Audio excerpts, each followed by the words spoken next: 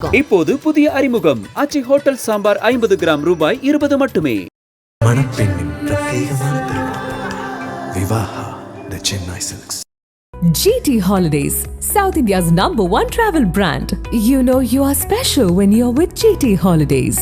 DMK Congress என்ன sir மட்டமாக பேசிட்டாங்க சொல்லுங்க ப்ளீஸ். அது தொகுதியும் கொடுத்து வேலையும் நாங்கள் தான் செய்கிறோம். காங்கிரஸ் கட்சி ஆண்ட கட்சி இல்லையா? கழுது தெரிஞ்சு கட்டணம் போன கட்சி சார். அது பங்கு கேட்குறோங்கிறாங்க அவங்க, வேற ஒன்றும் இல்லை. என்னையா விளையாட்டு போய் பண்ணுறீங்க நீங்கள்? தாவேக்கா கூட போகலாம்.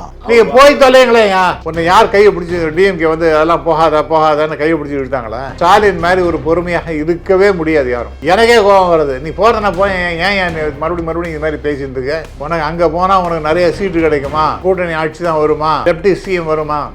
Please go.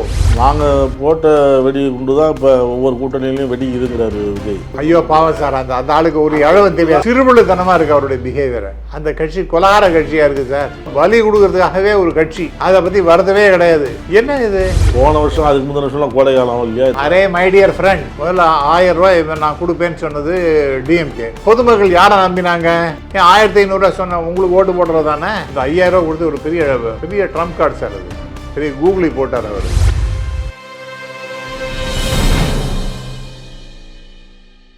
நக்கீரன் நேயர்களுக்கு வணக்கம். இன்று நம்முடன் கருத்துக்களை பகிர்ந்து இணைந்திருக்கிறார் அரசியல் விமர்சகர், கல்வியாளர், முனைவர் ராமசுப்ரமணியம் அவர்கள். வணக்கம் சார். வணக்கம் மிஸ்டர் ராஜ்வேல். திமுக காங்கிரஸ் கூட்டணி உள்ள புகைச்சல் வருது அப்படின்னு எதிர்கட்சிக்காரர்கள் சந்தோஷப்படுற அளவுக்கு இங்கே காங்கிரஸார் நடந்துக்கிறாங்க அப்படிங்கிறது தான் குற்றச்சாட்டு. செல்வ பிருந்தையும் சொல்லி பார்க்குறாரு, இந்த விவகாரங்கள்லாம் பொது வெளியில் பேசாதீங்க. டெல்லி தலைமை என்ன சொல்லுதோ, அவங்க என்ன வழிகாட்டுறாங்களோ அதன்படி தான் நடக்கணும். அதுக்குன்னு ஒரு குழு போட்டுருக்குறாங்க. அந்த குழுவில் நானும் இருக்கிறேன். போகிறாங்க, பேசுகிறாங்க, அதோட நிறுத்திக்கணும். பொது வெளியில் இதெல்லாம் பேசக்கூடாது அப்படின்லாம் சொல்கிறாரு. அப்படி இருந்து யாரும் காங்கிரஸில் கேட்கல. அவர் இருந்து பார்த்துட்டு நேற்று நேராக போய் காரியாவை பார்த்து அவருடைய இதெல்லாம் கொடுத்துட்டு வந்துட்டார், ரிப்போர்ட்லாம். எப்படி பார்க்குறீங்க திமுக காங்கிரஸ் இந்த இப்போ நடக்கிற அந்த விவகாரத்தை? காங்கிரஸ் தன்னை பற்றி ரொம்ப உயர்வாக இங்கே நினச்சிட்டு இருக்காங்க. அந்த கட்சி ஒரு முக்கியமான கட்சி தான் அகில இந்திய அளவில். அதில் ஒன்றும் சந்தேகமே கிடையாது. ஆனால் அது தமிழ்நாட்டை பொறுத்த வரைக்கும் கலை யதார்த்தத்தை அவங்க புரிஞ்சுக்கணும். இங்கே பூவோடு சேர்ந்து நாரும் மனம் பெறும் அப்படிங்கிற மாதிரி இது வரைக்கும் திராவிட முன்னேற்ற கழகத்தோடு சேர்ந்து நல்லபடியாக அவங்க செயல் பண்ணிகிட்டு இருக்காங்க. நல்ல பெனிஃபிட்ஸும் கிடைச்சிட்டுருக்கு. போன தடவை 25 இடத்துல நிற்க வச்சு அதில் 18 பேர் ஜெயிச்சிட்டாங்க எம்எல்ஏவை.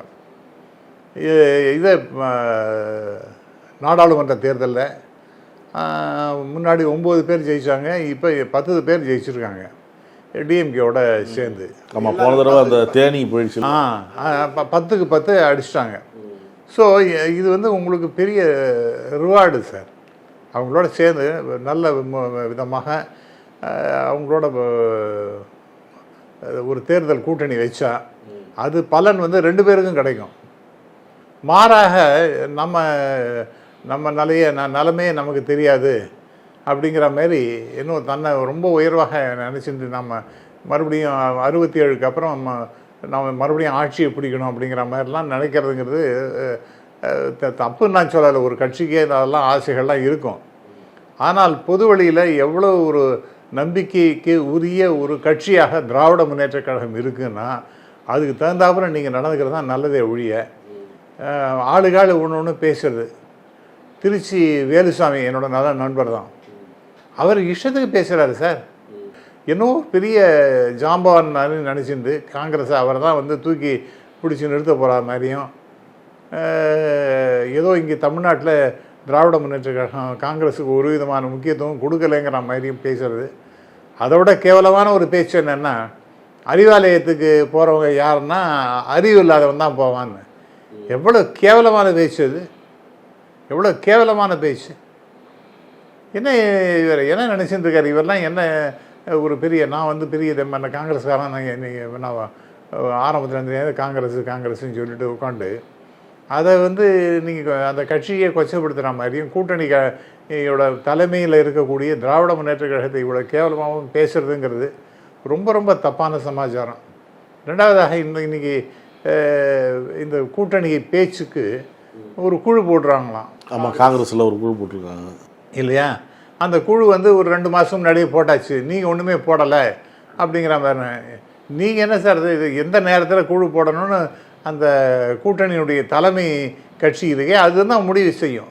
திராவிட முன்னேற்ற கழகம் அதுக்கு தகுந்த ஒரு முடிவினை எடுக்கும். அவங்க கூட்டணி பேச்சுவார்த்தை நடத்துறது ஒரு குழு போடுவதுங்கிறது எல்லா கட்சியிலையும் அதான் இப்போ சொல்லிட்டாங்களே 22ஆம் தேதின்னு சொல்லியிருக்காங்க. நான் என்ன சொல்கிறேன், அது அப்படி தான் இருக்க முடியுமே ஒழிய நான் போட்டுட்டேனேன்னு சொல்லிட்டு காங்கிரஸ் பேசுறதுங்கிறது நீங்கள் போட்டதுனால யாரும் உங்களை 2 மாதத்துக்கு முன்னாடியே போட சொன்னாங்க? ஏன் இன்னும் ஒரு வருஷத்துக்கு முன்னாடியே போட? இப்போ பிஜேபியும் ஏடிஎம்கேயும் ஒரு அலையன்ஸ் ஒன்று வச்சுருக்காங்க. அந்த அலையன்ஸ் எப்போ வந்தது? ஒரு போன ஏப்ரல்லே வந்தாச்சு. ஸோ அதேமாதிரி நான் ஏப்ரல்லே நான் வந்து ஒரு குழு போட்டேன், நாங்கள் வந்து டிஎம்கேவோட பேசணும், அதுக்கு தான் அப்பல குழு போட்டு பேச்சுவார்த்தை போய் தொகுதியில் வேலையை பார்க்கலாம்ல, அதுக்காக கேட்டிருப்பாங்க. என்ன விளையாட்டாக இருக்குது சார்? அது அவங்களுக்கு 1008 நம்ம they are in government, DMK is in government. அவங்களுக்கு 1000 அதோட மாதிரி கட்சி இருக்குது. கட்சி நடவடிக்கைகள், அரசாங்க நடவடிக்கைகள், மக்கள் நலத்திட்டம், இப்படின்னு ஏராளமாக இருக்குது. இதெல்லாம் அவங்க பார்த்துட்டு அவங்களுக்கு எப்போ ஒரு குழு போடணும்னு அவங்களுக்கு தெரியாதா? இப்போ 22ஆம் தேதின்னு சொல்கிறாங்கன்னா அவங்களுக்கு தெரியாதா? அவங்களுக்கு அதுக்கு தகுந்தப்பறம் நீ அனுசரித்து தான் போகணும். அதை விட்டுட்டு நான் போட்டுட்டேன் என்ன நீங்கள் இன்னும் போடவே இல்லை, ரொம்ப வருத்தமாக இருக்குண்ணா, நீங்கள் வருத்தப்பட்டு பாவம் சுமக்க வேண்டியதான். அதுக்கெல்லாம் வந்து டிஎம்கே குறை சொல்லி அர்த்தமே கிடையாது. ரொம்ப ஐ திங்க் ரொம்ப ரொம்ப தன் நிலைமை தெரியாமல் வந்து ரொம்ப காங்கிரஸை வந்து மட்டமாக பேசுகிறாங்க அப்படின்னு வருத்தப்படுறாங்க. சார் நான் என்ன கேட்குறேன், டிஎம்கே வந்து காங்கிரஸை வந்து என்ன சார் மட்டமாக பேசிட்டாங்க சொல்லுங்கள் ப்ளீஸ். ஏதாவது ஒரு அது தொகுதியும் கொடுத்து வேலையும் நாங்கள் தான் செய்கிறோம், அவங்களுக்கு அந்தளவுக்கு ஆள் இல்லை அப்படின்லாம் பேசுகிறாங்க. எங்கள்கிட்டையும் ஆள் இருக்குது, நாங்கள் ஒன்றும் ஆள் இல்லை. காரணம் காங்கிரஸ் கட்சி ஆண்ட கட்சி இல்லையா? ஆண்ட கட்சின்னு இப்போ தான் 1967 வரைக்கும் ஆண்ட கட்சி சார். அதுக்கப்புறம் என்ன சார், கழுகு தெரிஞ்சு கட்டணம் போன கட்சி சார். அது எங்களுடைய பங்கு இருக்குல்ல நீங்கள் வெற்றி பெறத்துக்கு. நான் சார் ஏதோ ஒரு பர்சன்டேஜ் இருக்கட்டும் சார், நான் இல்லைன்னு சொல்ல. I don't want to undermine the importance of Congress. ஆனால் காங்கிரஸை இப்போ என்ன உங்களுக்கு மோசமாக அவங்க ட்ரீட் பண்ணிட்டாங்க.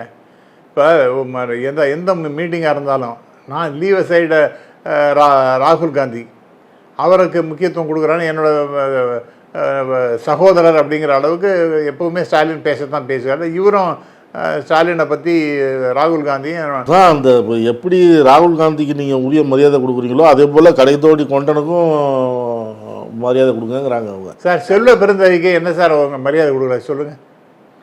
செல்வ பெருந்தகைக்கு என்ன, அவர் தானே தலைவரிங்க. அவரே ஏதாவது ஒரு வார்த்தை பேசியிருக்காரா?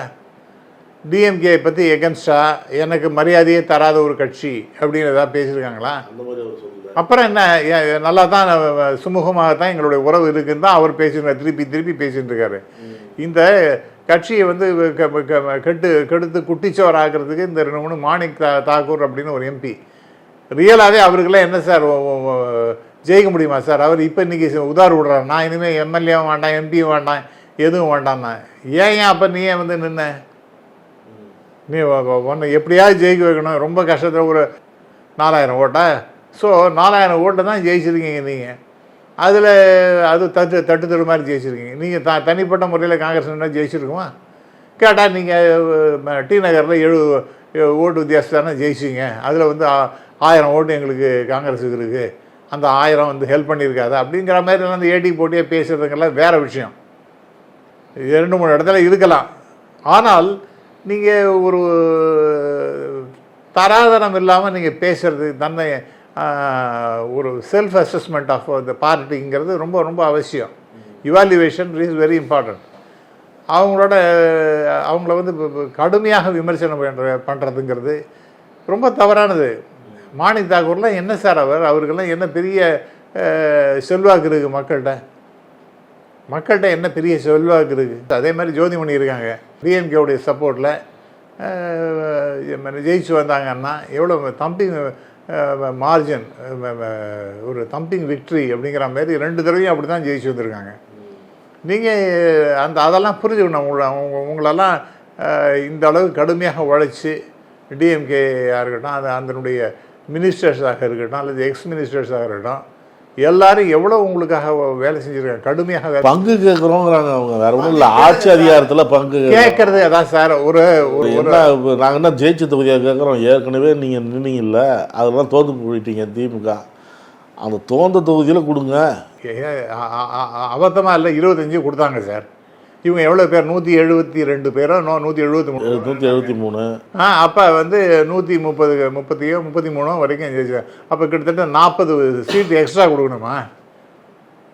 ஏன் தோற்று போகிறது? அந்த கூட்டணி தோற்று போகணுங்கிறதாக ரொம்ப மனசில் ரொம்ப ஆர்வத்தோடு இருக்காங்களா? வெளியில் சொல்லாமல் டிஎம்கே எப்படியாவது தோற்று போகணும், அந்த 40ஐயும் நாங்கள் எடுத்துட்டோம்னா 40, 20, 65 இடத்துக்கு இவர் காங்கிரஸ்காரங்க நிற்க போகிறாங்களாமா? என்னையா விளையாட்டு போய் பண்ணுறீங்க நீங்கள்?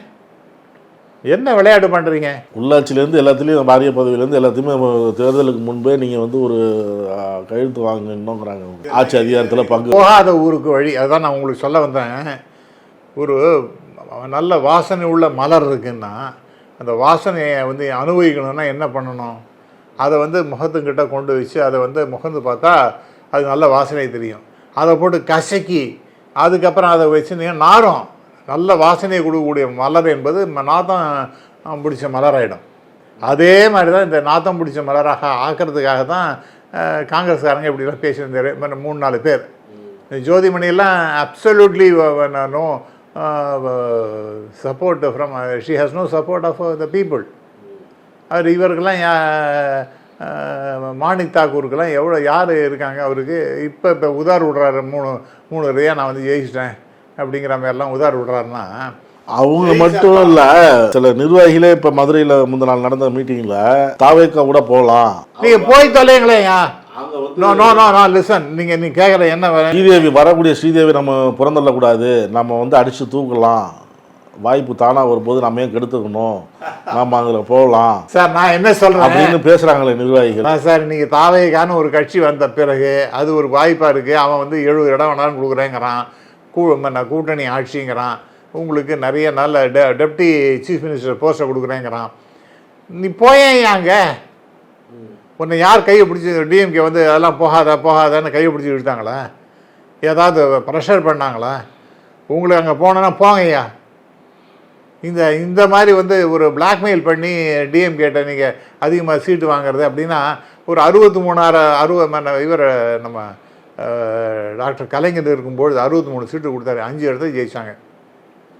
ஏதாவது தெரியுதா? 63 இடம் தோற்று போகிறதுக்காகவா ஒருத்தன் கொடுப்பான் சீட்டெல்லாம் கொடுத்து, ஒரு கட்சி கொடுத்து, அது ஒன்றுமே இல்லாமல் நாசமாக போன கட்சியாக போயிடுது.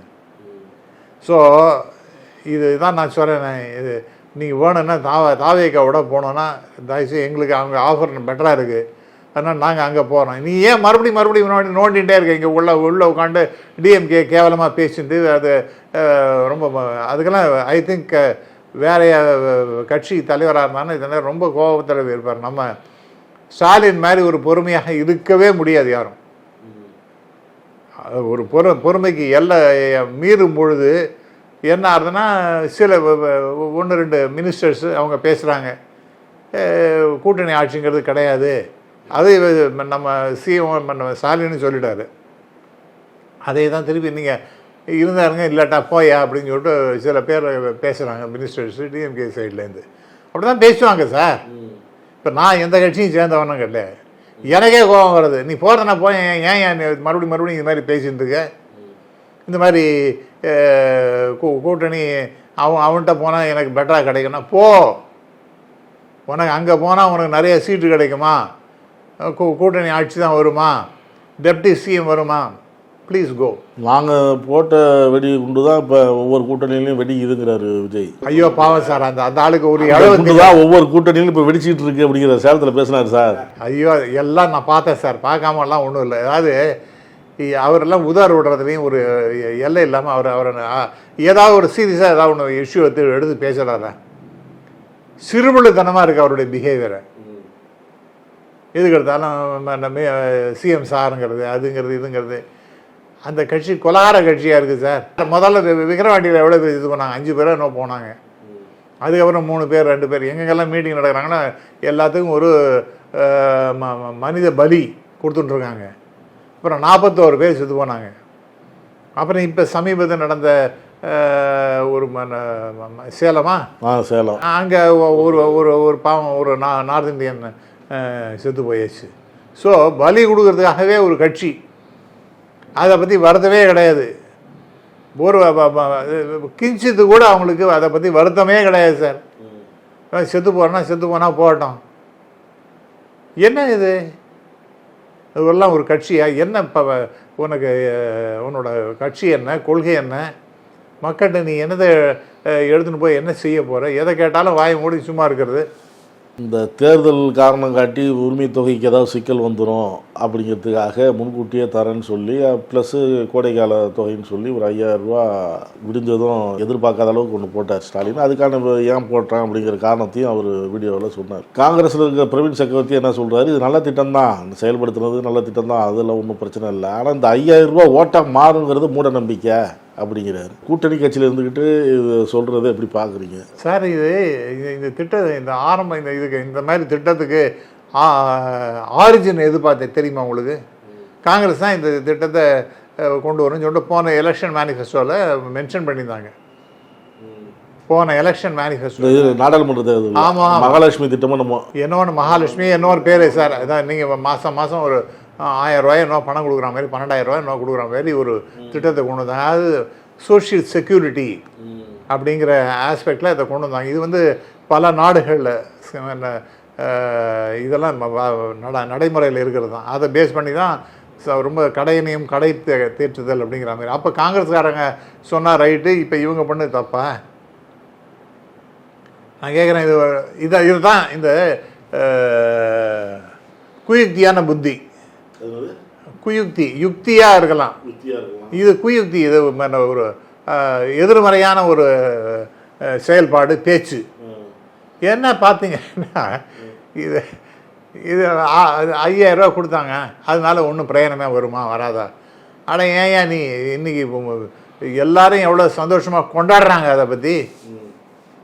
இன்றைக்கி எவ்வளோ எங்கள் வீட்டில் வேலை செய்கிற மாதிரிலாம் இருக்காங்க, அவங்களாம் கேட்டு அப்படியே கண்ணில் ஒத்திக்கிறாங்க. சார், அந்த பணத்தை எடுத்து ஐயா இவங்க கொடுத்துருக்காங்கண்ணே, நல்ல சௌகரியமாக இருங்க, நீங்களாம் நல்லா இருக்கணுங்கிறத தான் நம்ம முதல்வர் இது மாதிரி ஒரு திட்டத்தை அறிவிச்சு. போன வருஷம் அதுக்கு முந்தின வருஷம்லாம் கோடை காலம் இல்லையா, இந்த வருஷம் தான் வருதான்னு கேட்குறாங்க. இவர் எடப்பாடி கேட்குறாரு. அரே மை டியர் ஃப்ரெண்ட், இதே கேள்வியை நீங்கள் எடப்பாடியை பார்த்து கேளுங்கய்யா. பீகாரில் என்ன பண்ணாங்க? 10,000 ரூபா பணத்தை கொடுத்தாங்களா? என்ன பேசிஸில் எலெக்ஷனுக்கு 2 நாள் முன்னாடிலாம் கூட பணத்தை விநியோகம் பண்ணிட்டு உட்காந்துருந்தாங்க. அப்போ அது ரைட்? அது கமான், இது ரொம்ப பெக்யூலரான இதாக இருக்குது. முதல்ல உங்களுக்கு இதை பற்றி ஏதாவது எஸ்ஐஆர் அதை பற்றி ஏதாவது கேள்வி கேட்டிங்கன்னா அதுக்கெல்லாம் பதில் சொல்கிறதுக்கு எலெக்ஷன் கமிஷன் கிடையாது. நான் ஒரு mister Balachander IAS, retired IAS, senior IAS officer, அவர் சொன்னது எனக்கு ஷாக்கிங்காக இருந்தது. அதாவது உங்களுக்கு பிறந்த நாள் என்னைக்குன்னு தெரியல அப்படின்னா என்னென்ன சர்டிஃபிகேட்லாம் கொடுக்குறாங்க. அதில் சிபிஎஸ்சி ஸ்கூலில் படிச்சிருந்தா அந்த சர்டிஃபிகேட்டை கொடுக்கலாமா. ஆனால் ஸ்டேட் போர்டில் இருக்கிற படிச்சிருந்தா அந்த சர்டிஃபிகேட்டை கொண்டு போய்ட்டு தான் ஏற்றுக்க மாட்டேங்க. இது என்ன சார் அநியாயம்? ஸோ இதெல்லாம் கேட்குறதுக்கே நாதி இல்லாமல் இருக்குது. கோர்ட்டெலாம் கொண்டு போனால் யாரும் அதை காது கொடுத்தே கேட்குறதுக்கே இல்லை. ஸோ எலெக்ஷன் கமிஷன் ஒரு பெரிய பிஜேபியினுடைய அங்கமாக மாறிவிட்டது. கோர்ட்டு இதெல்லாம் வாய் மூடி கண் மூடிண்டு காதெல்லாம் மூடிண்டு சரியாக எந்த விதமான ஒரு நியாயமும் தர்மமும் இல்லாதபடி நடைமுறையாக ஆகிவிட்டு அதுவும் கிட்டத்தட்ட ஒரு பிஜேபியோட அங்கமாக மாறிவிட்டது. இப்படிலாம் இருக்கும்பொழுது இப்போ எலெக்ஷன் கமிஷன் அப்படி நியாயம் கிடைக்கக்கூடிய தர்மசாலான்னு சொல்லப்படுகின்ற அந்த நீதிமன்றங்களும் கண்டு காணாமல் இருக்கிறது. அப்படின்னு போனீங்கன்னா அவங்க எடுத்து கொடுக்குறாங்களே சோஷியல் செக்யூரிட்டி என்னவோ சொல்லிவிட்டு 10,000 ரூபா ஏதோ பெண்களுக்கு வியாபாரம் செய்வதற்காக அப்படிங்கிற மாதிரி ஒருத்தனும் வியாபாரம் பண்ணலாம், ஒன்றும் பண்ணல, எல்லாம் கொடுத்து போனாடி தான், அவ்வளோதான், பணம்லாம் போயாச்சு. ஸோ அதெல்லாம் அவங்களுக்கு வாங்கிட்டாங்க, பணத்தை ஓட்டு போட்டாங்க. அப்போ திரு இபிஎஸ் அவர்கள் இந்த பீகாரில் நடந்த சமாச்சாரத்தை பற்றி பேசுறதுக்கு அவருக்கு யோகியதை இருக்கா? பிஜேபி கேட்குறதுக்கு அவருக்கு யோகியதை இருக்கா? ஏன்னா நீங்கள் இதுலேயே இப்போ இந்த 2000ங்கிறது அதிமுக தேர்தல் வரைக்கும் நாங்கள் விட்டது 2 கட்டமாக விட்டோம்ல. அதில் முதல் கட்டமாக 2000 ஆகணும்னு சொன்னோம். உடனே இவர் பார்த்துங்க நான் 2000 ஆக்குறேன்னு இவர். சார் இந்த 1000 ரூபாய் சார் முதல்ல மை டியர் ஃப்ரெண்ட், முதல்ல 1000 ரூபாய் நான் கொடுப்பேன்னு சொன்னது டிஎம்கே போன எலெக்ஷன் மேனிஃபெஸ்டோவில் சொன்னாங்க. உடனே அதை வந்து 1500 ரூபா கொடுக்குறேங்கிறது ஏடிஎம்கேயோடது. அப்போ இவங்களை பார்த்து தானே காப்பிடிச்சாங்க. அவங்களுக்காக ஒன்றும் ஐடியா கிடையாது. ஆனால் பொதுமக்கள் யாரை நம்பினாங்க? 1000 ரூபான்னு சொன்னால் டிஎம்கே நம்பினாங்க. ஏன்னா அவன் சத்தியமாக கொடுப்பான். அவன் டிஎம்கே ஒரு வார்த்தை சொல்லியாச்சுன்னு டெஃபினட்டாக நடக்கும் அப்படின்னு ஓட்டை போட்டாங்க. ஏன் 1500 ரூபா சொன்ன உங்களுக்கு ஓட்டு போடுறது தானே போட்டாங்களா? இப்போ இந்த 1000 ரூபாய் இது வந்து வரப்போகிறது இன்னும் கொஞ்சம் இன்க்ரீஸாக பண்ண போகிறோம் அப்படின்னு நம்ம சிஎம் அப்பப்போ இண்டிகேஷன் கொடுத்துட்டு தான் இருந்தார். நானே உங்களுடைய தொலைக்காட்சியில் பேசும்பொழுது டெஃபினட்டாக இது வந்து 1000 ரூபாயோட நிற்க போகிறதில்ல. ஆமாம் நான் பேசியிருக்கேன். நான் அதனால் அந்த மாதிரி ஒரு நிலைமை வரும். ஏதோ ஒரு டெஃபினட்டாக ஒரு அருமையான ஒரு திட்டம் உண்டு சொல்ல போகிறாங்க அப்படின்னு சொல்லிட்டு. ஸோ அதை தான் இன்றைக்கி அனௌன்ஸ் பண்ணாங்க. இதே வந்து பழக்க வழக்கமாக எடுத்து பிஜேபி ஆளுகின்ற மாநிலங்களில் அவங்கெல்லாம் தான் இந்த மாதிரி ப்ராமிஸ் பண்ணி ஏதோ பேரை சொல்லி கொடுக்குறாங்க. இவங்க சொல்லி சம்மர் கிஃப்ட்டுன்னு சொல்லிட்டு 2000 ரூபா கொடுத்தாங்க. அவ்வளோதான். நீ பண்ணினா ரைட்டு, நான் பண்ண தப்பாயா? நீ அதை வந்து இபிஎஸும் கேட்கணும், பிஜேபி தன்னை தானே கேட்டுக்கணும். நாம் அப்படி பண்ணோமே, அப்போ அது ரைட்டு. ஆனால் டிஎம்கே பண்ணுறது ஒன்று தப்பானு கேட்கணும். அதெல்லாம் ஒன்றும் ஒரு விதமான தப்பும் கிடையாது. எலெக்ஷன்னா அது வந்து ஒரு பெரிய பேட்டில் சார். அது இந்த பேட்டில் யார் ஜெயிக்கிறாங்கிறது பார்ப்போம். அதுக்காக டெஃபினட்டாக டிஎம்கேயுடைய ட்ரம்ப் கார்ட்ஸ் எல்லாம் இப்படிலாம் இருக்குது. அதை நம்ம அக்செப்ட் பண்ணிட்டு தான் ஆகணும். இந்த பக்கம் பாஜக அதிமுக கூட்டணி இன்னும் தேமுதிக தனது முடிவை சொல்லலை. இது எப்படி பார்க்குறீங்க சார்? அதிமுக இன்றைக்கி எல்லா இதுவும் நீங்கள் பார்த்தீங்கன்னா எக்ஸப்ட் பிஜேபி சார்பாக இருக்கக்கூடிய சில யூடியூப் பத்திரிகையாளர்கள் அப்படிங்கிற அவங்கள தவிர மற்ற யாருமே இந்தியா டுடே, சி ஓட்டர்ஸ் அவங்களுடைய அசஸ்மெண்ட் என்னென்னா கிட்டத்தட்ட 200க்கு மேலே டிஎம்கே அலையன்ஸ் ஜெயிக்கும்ன்றாங்க.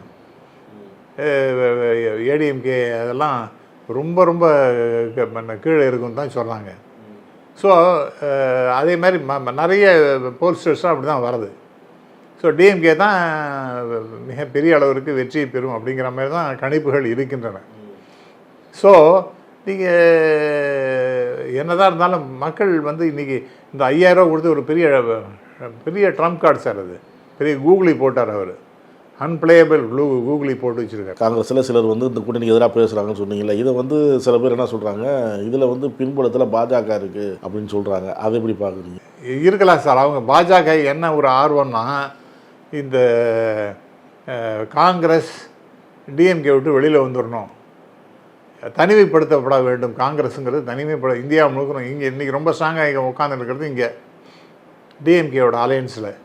ஸோ அது தனியாக போச்சுன்னா ஒரு பெரிய மகிழ்ச்சியான சமாச்சாரம் அப்படிங்கிறது பிஜேபிக்கு.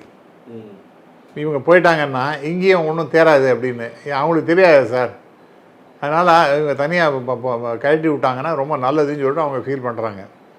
அதனால் அந்த விதத்தில் சந்தோஷப்படுவாங்க காங்கிரஸ் கழட்டி விட்டாங்க. நீங்கள் இங்கே இருக்கிறவங்களே குறை சொல்கிறீங்கள, அதாவது ஏன் இப்படிலாம் பேசுகிறாங்க அப்படின்னு சொல்லி. இப்போ இங்கே நடக்கிறது ரிப்போர்ட்டெல்லாம் போயிட்டே இருந்து ராகுல் காந்தி அமைதியாக தான் இருக்கிறாரு. அப்போ அங்கே தலைமையோடைய ஒப்புதல் பெற்று தான் இப்படி பேசுகிறாங்க அப்படிங்கிற இருக்கலாம். ஐ திங்க் இது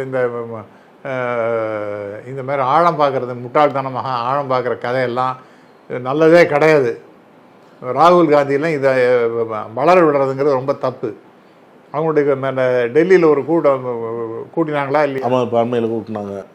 எல்லா செல்வ பெருந்தகை தமிழ்நாட்டில் பி சிதம்பரம், கார்த்தி சிதம்பரம், எம்பிஸ் எல்லாரும் போனாங்க. அதில் என்ன டெசிஷன் எடுத்தாங்க? யாரும் பப்ளிக்காக யாரும் எதுவும் பேசக்கூடாது, சோஷியல் மீடியாலையும் எதையும் எழுதுறதோ பேசுகிறதோ செய்யக்கூடாதுன்னு தானே சொன்னாங்க. அதெல்லாம் தாண்டி இந்த மாணிக் தாகூர் போன்ற ஆட்கள், இந்த பிரவீன் சக்கரவர்த்திங்கிற போன்ற ஆட்கள், ஸோ இதெல்லாம் இதுக்கெல்லாம் ஒரு என்ன நடக்கிறது பார்க்கலான்னு சொல்லிட்டு ராகுல் காந்தி இருக்காருன்னா I think he is தரோலி mistaken. மிகப்பெரிய தவறை செய்து கொண்டிருக்கிற அரசியல் ரீதியாக நான் அதுக்கு நான் ஒரு கிளாசிக் எக்ஸாம்பிள் சொல்கிறேன். நேற்று மணிசங்கரோட இன்டர்வியூ பார்த்துருப்பீங்க. ஆமாம். அவர் அதில் என்ன சொல்கிறாரு, இன்றைக்கி இந்தியா கூட்டணிக்கு தலைமை வகிக்க வேண்டியது சேர்மன் போஸ்ட் யாருன்னா அது வந்து சரியான பர்சன் வந்து எம்கே ஸ்டாலின் தான், அவரால் எந்த கான்ட்ரவர்சியுமே கிடையாது அப்படின்னு ரொம்ப பிரமாதமான ஒரு இன்டர்வியூவாக நான் பார்த்தேன் நான். ஆகவே அதுதான் கரெக்டான அசஸ்மெண்ட். ஆகவே நீங்கள் ஸ்டாலினுடைய அந்த பாப்புலாரிட்டி கொஞ்சமாக அதிகமாகிட்டே இருக்குது. இன்னும் வரக்கூடிய நாட்களில் இன்னும் என்னென்ன ஸ்கீம்ஸ் எல்லாம் கொடுக்க போகிறாங்க, எஸ்பெஷலி இந்த எலெக்ஷன் மேனிஃபெஸ்டோவில் இன்னும் என்னென்ன சிறப்பான அம்சங்கள்லாம் சொல்ல போகிறாங்கன்னு தெரியலை. ஆகவே இது வந்து பாருங்கள், நேற்று எக்கனாமிக் சர்வே 2வது தடவை அதை கொடுத்துருவாங்க. இந்தியாவில் இவ்வளவு கன்சிஸ்டண்ட்டாக யாராவது எக்கனாமிக் சர்வே ஒரு ஸ்டேட்டுக்காக கொடுத்துட்டுருக்காங்களா? அதெல்லாம் சார் இது ரொம்ப கடுமையாக உழைச்சிட்டுருக்கார் சார். பொருளாதார ரீதியாக, சமூக ரீதியாக, அனைத்து தரப்பட்ட மக்களுக்காகவும் அவர்கள் உழைச்சுட்டே இருக்கார். அதுக்கு திட்டங்கள்லாம் ஏராளமாக தொடர்ந்து கொடுத்துட்டே இருக்கார். ஆகவே அவருக்கு இப்போ எப்படி தான் அந்த எனர்ஜி அவருக்கு இருக்கான்னு எனக்கு தெரியல. உண்மையிலேயே சொன்னேன், இவ்வளோதையும் பார்த்துட்டு எவ்வளோ திட்டங்கள் அவர் நேற்றுக்கு அவர் சமீபத்தில் இந்த ஒரு பப்ளிக் மீட்டிங்கில் பேசும்பொழுது இந்த அவங்களுடைய அந்த ஆஃபீஸ் பேரர்ஸ் அவங்களுடைய மீட்டிங்கில் பேசும்பொழுது என்னென்ன திட்டம்னு சொல்கிறார் சார். அது சொல்லிட்டேன், கடான்னு சொல்லிட்டே வர்றாரு.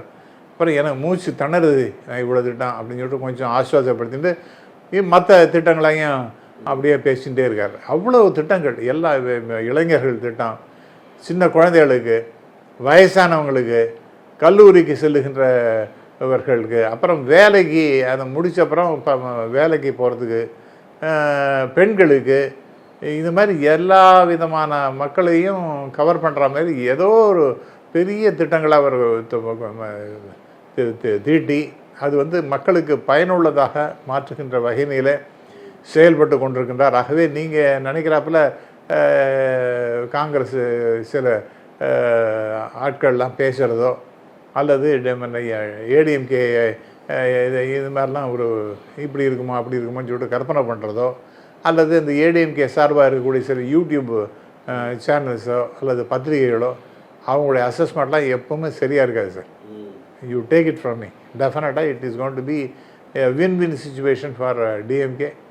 அப்படி தான் நான் ஃபீல் பண்ணுறேன் சார். கருத்துரை பார்வையாளருக்கு நன்றி. நன்றி சார். நக்கீரன் டிவிக்கு சப்ஸ்கிரைப் செய்யுங்கள். உங்கள் ஆதரவே எங்கள் பலம். ஆசிரியர்களுக்கு நண்பனாகவும் மாணவர்களுக்கு ஆசானாகவும் திகழும் தேர்வு வழிகாட்டி.